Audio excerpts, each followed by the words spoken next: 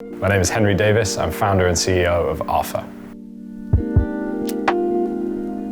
So the number one thing is product market fit. That's true of pretty much any business in the world, but in D2C, your feedback loops are so quick. You can figure out product market fit very, very quickly, whether you have it or not. And you can tweak and iterate real time in your messaging. Obviously, it takes a little longer with some of the inventory, but you can still have very, very quick revolutions of change to meet customer needs as you're hearing them directly. If you land with product market fit, that becomes very clear in the metrics quite early. If you find that, then you've got something special, and that's when you can start to take that message and broaden your reach and put some marketing dollars to work and really start to grow out your business. In order to do that, you need a team that understands what it is that you're doing and understands what it is that matters to the customer and what matters to the strategy, which can be crazy, very exciting and very fun, but totally crazy.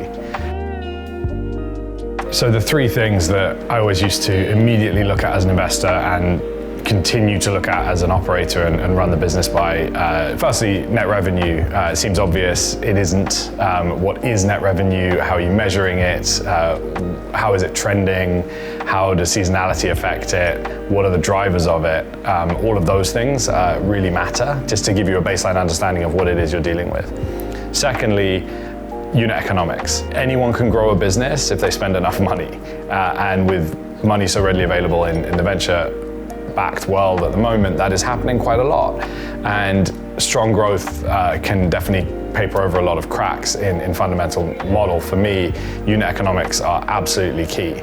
In some other businesses, sometimes it's okay to not be unit economic positive on the first purchase, but then it's very important to have a clear understanding of lifetime value and be able to map very closely where your unit economic positivity happens over the lifetime. The third thing, and in many ways the most important thing, is cohort behavior. Cohorts can get quite messy. There's lots of ways to show them. There's lots of ugly graphs and different things you can do. I love a stacked area graph just to show cohort behavior, where you layer each month on top of the previous one, and you see how much revenue in a given month into growth is already baked in from previous cohorts. And so between those three things, you get a pretty good feel for how the business is doing. One of the biggest challenges can be understanding the contribution margin, so gross profit minus marketing costs, understanding what your per customer marketing costs were. You get a lot of data sources thrown at you. Mostly they're optimized for the platform which you're paying. So I actually like to boil it down to a much, much simpler measure of how much money did we spend and how many new customers did we get, and look at it at a fully blended level. It's less scientific, but I actually think it's more accurate. You can spend a lot of time building very complex models for very imprecise data, I should say.